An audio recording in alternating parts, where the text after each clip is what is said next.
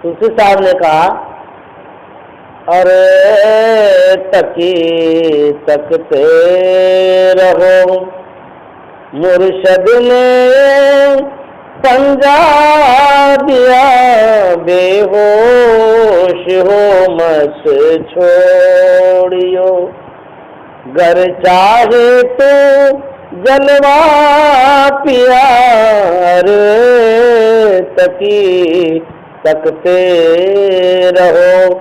तुलसी साहब कहते हैं, अरे तकी, तकी कहते हैं साधक को जो ताकता है, देखता है, दोनों दृष्टि की धारों को जो मिलाना जानता है उसको तकी कहते हैं। ताकने वाले को कहते हैं तकी, अरे साधक देखते रहो, ताकते रहो। कहाँ ताकना है? सबको ताकने नहीं आता है, सबको देखने नहीं आता है, देखने की भी कला होती है। संत पलटू साहब ने कहा,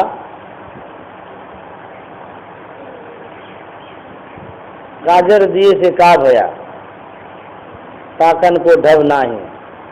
बहुत लोग सुरमा लगाते हैं नाक में देखने के लिए, विशेष सूझेगा। कहते मान लिए देखने का तरीका ही नहीं जानते हैं और सुरमा लगाने से क्या हो जाए, गड्ढे में तो गिर जाइएगा। ताकन को ढबना, ये ताकन की गति है न्यारी। कहते ताकने की जो गति है, ताकने का जो चाल है, वो कहते तो निराला ही है। ताकन की गति है न्यारी, क्या निराला? कहते एक तक लेवे ताकी सोई है पिबगी प्यारी। कहते यदि देखने की कला जान जाइएगा, एक बार यदि देख लीजिएगा तो परमात्मा की प्यारी हो जाइएगा। ये देखने की कला है। देखता सबको ही है, लेकिन देखने सबको नहीं आता है। हम लोग सबको ही देखते हैं, लेकिन देखना नहीं जानते। देखने की कला तो संत महात्मा जानते हैं, उन्हीं को खाली देखने आता है। और देखने का मतलब ये है, जिस वस्तु को देखना चाहिए उसको यदि आप देखते हैं तब सही में देखते हैं। जिस लक्ष्य पर दृष्टि को रखनी चाहिए उसको यदि देखते हैं तब सही में देखते हैं। गुरु द्रोणाचार्य ने कहा था कौरवों से कि देखो गाछ में क्या लटक रहा है, तो बोला कि चिड़िया। बोला और क्या देखता है? बोला कि पत्ता है, डाल है, सब कुछ है। बोला छोड़ो तुम लोग। पांडवों में से अर्जुन को कहा देखो तो क्या? बोले चिड़िया। बोले और क्या देखता है? बोले चिड़िया का आँख देखते हैं। बोले लक्ष्य पर बाण चलाओ। ऐसा बाण चलाएगा आंखें को भेद दिया। देखने का मतलब है जो देखने की बात बतलाई गई है उसके अतिरिक्त पार्श्व भाग में कुछ नहीं दिखे।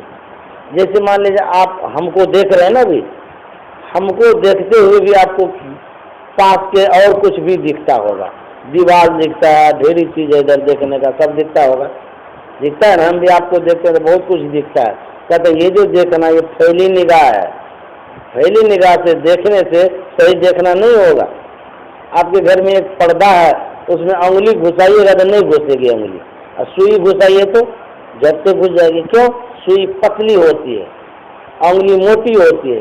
कहता उसी तरह से जब दृष्टि का सिमटाव होगा, दृष्टि का सिमटाव होने से क्या होता है, जो जिस लक्ष्य को देखना उसके अलावा और कुछ नहीं दिखता हो, इसको कहते हैं सिमटी निगाह। आप यदि देखते हैं तो हमको देखते हुए कुछ नहीं दिखता है तो आपकी दृष्टि बहुत सिमट गई है।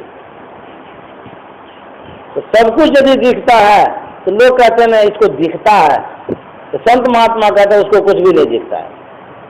सब कुछ जिसको दिखता है उसको कुछ भी नहीं दिखता है, जिसको कुछ भी नहीं दिखता है उसी को सब कुछ दिखता है। यही पेड़ा है। हम आप डॉक्टर के पास जाते हैं, कहते हैं आपको दिखता है, हम कहते हैं हाँ सब कुछ दिखता है। सब कुछ जो दिखता है वो कुछ भी नहीं दिखता है। संत महात्मा को कुछ नहीं दिखता है, संसार नहीं दिखता है, खाली परमार्थ से दिखता है। जो सब कुछ देखता है वो कुछ नहीं देखता है, जो कुछ नहीं देखता है वो सब कुछ देखता है। अरे दीवाल को उस पार को भी देखता है। तुलसीदास जी महाराज ने कहा उगरे विमल बिलोचन ही के, मिटे दोष दुख भव रजनी के, सूझे राम सिर्फ मन मानिक, गुप्त प्रगट जब जो जय खाने। क्या नहीं दिखता है? जब विमल बिलोचन उभरेगा, विमल में ना पवित्र, बिलोचन में ना विशेष आंख, जब वो उभरेगा, उभरेगा ढका हुआ है क्या? बोले हाँ यही तो असली आंख है, ये जो आँख है ना जिससे हम लोग देखते हैं, ये आँख नहीं है, ये खोल है आँख का, खोल। इस आँख से थोड़ा हम लोग देखते हैं, एक देखने की शक्ति है, उसी से हम लोग देखते हैं, इस आँख से नहीं देखते हैं। भीतर में एक आँख है, उसी से देखते हैं। तो कहते इस आँख पर पर्दा लगा हुआ है, कहते उसको हटाइए, जब हटेगा तब क्या होगा? तब कहता सूझ रामचरित मणि मानिक। हम लोग जो राम का चरित्र देखते हैं ना टीवी में, कहते हैं वो असली नहीं है। बोले तब असली कहाँ है? तुलसीदास जी महाराज कहते हैं असली का तब दिग्दर्शन होगा जब भीतर में आँख खुलेगा, विशेष नेत्र खुलेगा तब। विलोचन ही के, ये मैंने हृदय, वो आँख कहाँ पर है? कहते यहाँ आँख नहीं है। लोग कहते हैं ये हृदय है, कहते ये असली हृदय नहीं है, असली हृदय आज्ञा चक्र में, वहीं पर असली आँख भी है। तीसरा नेत्र भी उसको कहते हैं। यदि वो उभर जाएगा तब सूझे रामचरित मणि माने। राम का असली चरित्र देखना चाहते हैं तो अंदर में प्रवेश करिए। गुप्त प्रकट जब जो खाने, जो गुप्त है वो भी देखेगा, जो प्रकट है सो भी देखेगा। तो तुलसी साहब ने कहा उसको आप देखते रहिए, अरे तकी तकते रहो, मुर्शद ने ये पंजा दिया। मुर्शद में ना गुरु, गुरु ने तुमको जो तरीका बतलाया है उस तरीका से तुम ताकते रहो, तब क्या होगा? बेहोश हो मत छोड़ियो, घर चाहे तो जलवा पिया। कहते हैं लापरवाही से मत छोड़ दीजिएगा। यदि आप तरक भरक देखना चाहते हैं, अंदर में कुछ उजाला चाहते हैं, तो कहते हैं लापरवाही से मत छोड़ दीजिएगा, लगे रहिएगा। बेहोश हो मत छोड़ियो, घर चाहे तो जलवा पिया। अगर तुम तरक भरक प्रकाश देखना चाहते हो तो तब क्या होगा? होगा फजल दरगाह तक हो पोखत की जा नहीं, सीधे चला जाना वहाँ। मुर्शद ने ये पंजा दिया रे, तकी तकते रहो। तुलसी साहब कहते हैं यदि दृष्टियों की क्रिया सही तरह से करोगे तो होगा फजल दरगाह तक। कहते हैं दरगाह कहते हैं पवित्र स्थान को, उस स्थान तक आप जाएंगे जहाँ पर पवित्र स्थान है। होगा फजल, फजल मन उजाला साफ, होगा फजल दरगाह तक, एक गंतव्य स्थान तक जाने का जो रास्ता साफ हो जाएगा। होगा फजल दरगाह तक, खोफे खतर की जा नहीं, डर भय की कोई बात नहीं है, सीधे चला जाना वहाँ। मुर्शद ने ये पंजा दिया, कहते हैं वहाँ सीधे चले जाइए। सीधे कहने का मतलब रास्ता शहरग में है दिलवर पे जाने के लिए, बाहर में कहीं सीधा रास्ता नहीं है, वो अंदर में है। सीधे चला जाना वहाँ, मुर्शद ने ये फतवा दिया। कहते हैं कि हम लोगों को कह रहे हैं कोई गया भी है क्या? तुलसी साहब का जहाँ गया तो नमूना के तौर पर दो चार का उदाहरण बतलाते हैं। मंसूर सरमद बू अली और शम्स मौला ना हुए पहुँचे सभी इस राह से, जिसने की दिल पुख्ता किया रे, तकी तकते रहो। कहते मंसूर फकीर हो गए, शर्मद बू अली और शम्स मौलाना हुए, कहते पहुंचे सभी इस राह से जिसने कि दिल पुख्ता किया। कहते सब इस रास्ते से पहुंचा है जिसने दिल को मजबूत किया है। ये साधारण बात नहीं है, सब पहुंच जाएंगे। जिसका दिल मजबूत रहेगा, जो वीर होगा, बहादुर होगा, वही पहुंचेगा। सब कोई भीतर नहीं जा सकता, साधारण बात नहीं है, प्रवेश कर जाएंगे। ध्यान करना कोई खेल है, सबसे संभव नहीं है, सब कोई नहीं कर सकता है ध्यान। कोई वीर बहादुर होगा वही ध्यान कर सकता है। एक महात्मा थे, वो देहात में प्रवचन कार्यक्रम से कहीं जा रहे थे खेत होकर के, कुछ कुदाल चलाने वाले थे। महात्मा को वेश में देख करके व्यंग्यात्मक शब्द बोल दिया, ये देखो महात्मा है, कमाता माता कुछ नहीं है, जाता है बैठ करके खूब बढ़िया से खाना पीना मिल जाता है, पैसा भी दक्षिणा में मिल जाता है। देखो हम लोग दिन भर कुदाल चलाते हैं, शाम के समय 20 रुपया मिलता है। महात्मा को सुना दिया, महात्मा वहाँ चला गया कुदाल वाले के पास, बोले क्या बोल रहा था जी? ये क्या बोलेंगे, आप लोगों को कोई काम धंधा है? जाते हैं प्रवचन करते हैं, खूब बढ़िया से खाना पीना खाते हैं, दक्षिणा भी मिल जाता है। हम लोग देखिए दिन भर काम करते हैं, 20 रुपया मिलता है, मेहनत तो हम लोग करते हैं। बोले अच्छा है, तुम मेहनत करता है, ऐसा करो तुमको हम 60 रुपया देंगे रोज, 20 रुपया भी मिलता है ना, 60 देंगे, और कोई काम नहीं लेंगे तुमसे, जो जो हम करेंगे वही करना है तुमको। बोले पक्का? बोले हाँ एकदम पक्का, चलो मेरे साथ। कुदाल उदाल छोड़ दिया, तो जाकर देखेंगे महात्मा उसको सही बोलता है कि झूठ बोलता है। बोला खाना पीना भी देगा, 60 रुपया देगा, 3 गुना, और कोई काम भी नहीं लेगा, और जो ये करेगा, ये लोग क्या करता है, कुछ तो करता है नहीं, जा करके बैठता है सत्संग में, बस हो गया काम। तो चल दिया वो साथ में, लोभ में चला गया जहाँ प्रवचन था, सब हुआ, कार्यक्रम संपन्न। शाम के समय हम लोग ध्यान करते हैं, गुरु महाराज के नियमानुसार नहीं करते संध्या वंदन। तो कुदाल वाले को बोल दिया, मजदूर को, देखो जी पैर हाथ सब धो लो, हम लोग भी अब संध्या वंदन करेंगे, तुम भी बैठ जाना। तो बता दिया कि ऐसे ऐसे पैर ऐसे रख लेना, ऐसे बैठ जाना, तो जितना देर बैठेंगे उतना देर तुम बैठे रहना। बोले ठीक है। बस महात्मा बैठ गए, उसको भी बोल दिया बैठने के लिए, वो भी बैठा। बैठा तो सही 10 मिनट होते होते उसको लगा कि पहाड़ गिर रहा है माथे पर। मतलब आंख ऐसे कैसे बंद करेगा, उसको छटपट हो रहा है कि जल्दी से जल्दी आंख खोलें, बर्दाश्त नहीं हुआ तो आंख खोलिए दिया। तो महात्मा को कहता बाबा हमको 60 रुपया नहीं चाहिए, हम ध्यान नहीं करेंगे, हमसे ये संभव नहीं, हम कुदाल चला लेंगे लेकिन आंख नहीं बंद कर पाएंगे।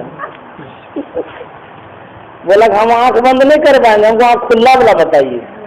कुदाल हम चला लेंगे, आंख जो बंद करते हैं हमको लगता है पता नहीं कहाँ से पार गिरा माथा पर, घुटन जैसा लगता है, हम कैसे आंख बंद करेंगे, बंद नहीं हो रहा हमसे। तो बोले तो कहता था कि कोई काम नहीं करते हैं तो करेंगे। बोले नहीं बाबा, ये तो कुदाल से भी ज्यादा कठिन काम है। वही कहते हैं ध्यान करना बड़ा कठिन है। तुलसी साहब कहते हैं यह राह मंजिल इश्क है, पर पहुँचना मुश्किल नहीं, मुश्किल कुशा है रूबरू, जिसने तुझे समझा दिया रे, तकी तकते रहो। कहते यह राह मंजिल इश्क है, ये जो राह माने रास्ता और मंजिल जहाँ तक जाएंगे गंतव्य स्थान तक, कहते ये तो प्रेम का संबंध है, स्नेह का संबंध है। प्रेम नहीं है तो कुछ नहीं मिलेगा। इसीलिए गुरु महाराज ने कहा प्रेम भक्ति गुरु दीजिए, बिन मोह कर जोरी, पल पल छोहन छोरिए सुनिए गुरु मुझे। प्रेम नहीं रहेगा तो कुछ नहीं मिलेगा। कबीर साहब ने कहा प्रेम भक्ति का गे है, ऊंचा बहुत एकांत, शीश उतारे पग धरे तब पहुंचे दर्शन। प्रेम क्या है? भक्ति का घर है, गे है ना घर। प्रेम यदि नहीं रहे तो बेघर भक्ति होगी। भक्ति करते हैं आप, प्रेम नहीं है तो वो बेकार भक्ति है, कुछ भी नहीं मिलेगा। आदमी कोई हो उसको घरे नहीं रहे तो कितना दुख होगा। कहते हैं भक्ति करते हैं प्रेम रखना पड़ेगा। प्रेम भक्ति का गेय है, ऊंचा बहुत एकांत। इसी तरह से कहते हैं कोई भजन करना चाहता है उसके अंदर में प्रेम होना चाहिए। यह राह मंजिल इश्क है, पर पहुंचना मुश्किल नहीं। कहता कोई मुश्किल की बात नहीं है, प्रेम की बात है यहाँ। लेकिन मुश्किल कुछ है रोबरी। तुलसी साहब कहता हाँ एगो लेकिन है, एगो कारण है जो कि नहीं पहुंच सकता। क्या कारण है? कहते हैं कि मुश्किल कुशा है रोबरू, जिसने तुझे पंजा दिया। कहते हैं कुशल मुर्शद की आवश्यकता है। यदि कुशल गुरु नहीं मिलेगा तो प्रेम रहते हुए भी उस परमात्मा को नहीं प्राप्त कर सकेंगे। यही एगो लेकिन है। इस लेकिन को खत्म करेंगे तब होगा। मतलब कुशल गुरु होना चाहिए, जिस गुरु को पता है इस बात की। यदि गुरु कच्चा मिला तो फिर गड़बड़ हो जाएगा। पक्का गुरु होना चाहिए, तब पार हो जाएगा। मुश्किल कुशा है रूबरू, जिसने तुझे पंजा दिया। रूबरू मतलब हो प्रत्यक्ष दर्शन जो करना चाहते हैं, कहता मुश्किल है बिना गुरु का। इसीलिए कहा दुर्लभो से त्यागो दुर्लभम तत्व दर्शनम, दुर्लभा सहजावस्था सद्गुरु करुणा मिला। जब तक सदगुरु की कृपा नहीं होगी तब तक सब दुर्लभ है। तुलसी साहब अंतिम में कहते हैं, तुलसी कहे सुनवे तकी यह राज बातिल है जुदा रखना, हिफाजत से इसे तुझको निशान ऊंचा दिया, अरे तकी तकते रहो। तुलसी कहे सुन है तकी, तुलसी साहब कहता है तकी है साधक, दृष्टि करने वाले, यह राह मंजिल इश्क है पर पहुंचना मुश्किल नहीं। तुलसी कहे सुन है तकी यह राज बातिन है जुदा, कहते हैं ये जो राज मतलब रहस्य, यह जो भेद है कहते जुदा है, जोन चाल संसार की तौन साधन की नाई।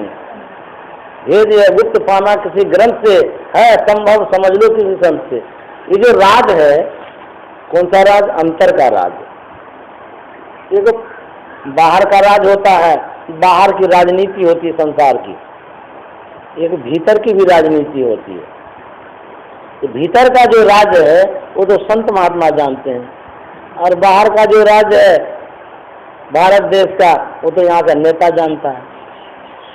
तो तुलसी साहब कहते हैं यह राज बातिन है जुदा, कहते जो बात है ये राज रहस्य जो है ये तो जुदा है, बहुत रहस्य की बात है। इसके लिए संत सदगुरु के शरण में जाकर के सीखना पड़ेगा।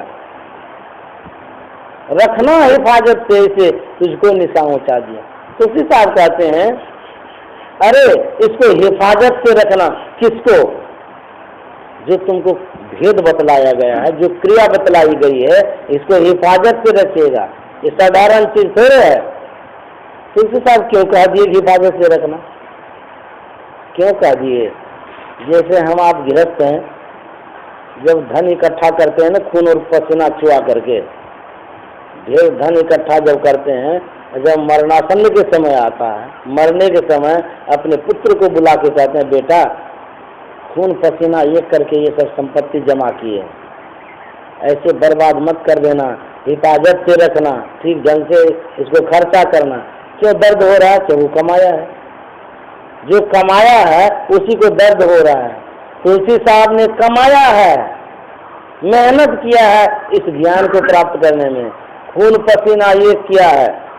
तुलसी साहब जंगल में रहते थे, हम आपको घर में रहते हैं, बेचारे धूप को सहते थे, बरसात को सहते थे, सूखी रोटी खाते थे, कपड़ा पहनने के लिए नहीं मिलता था। हम लोगों को तो चकाचक कपड़ा मिलता है, तुलसी साहब को कैसा कपड़ा था? कोई कपड़ा नहीं देता था उस समय।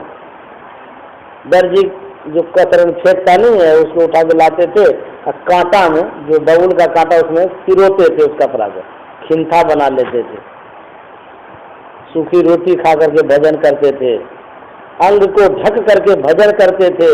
मेहनत उन्होंने किया है और खून पसीना एक चुआया था, उसको अंतर का चीज मिला है, इसीलिए उसको दर्द हो रहा है। हम लोगों को कह रहे हैं रखना हिफाजत से इसे, तुझको निशान ऊंचा दिया। अरे तुमको जो निशाना दिया है, जो प्रतीक दिया है, बहुत ऊंचे दर्जे का प्रतीक है, ये बहुत ऊंचे दर्जे का है। इसीलिए कहते हैं हिफाजत से रखना, बर्बाद मत करना, बेहोशी से उसको छोड़ मत देना। ये समझाते हैं संत महात्मा, क्योंकि उन्होंने जो मेहनत की है इसीलिए वो समझा रहे हैं। श्री सद्गुरु महाराज की जय। ललित बाबू ने सत्संग कराया, बहुत खुशी की बात, और गुरु महाराज की कृपा उन पर बनी रहे, सब परिवार पर, और इसी तरह से सत्संग भजन करते रहें।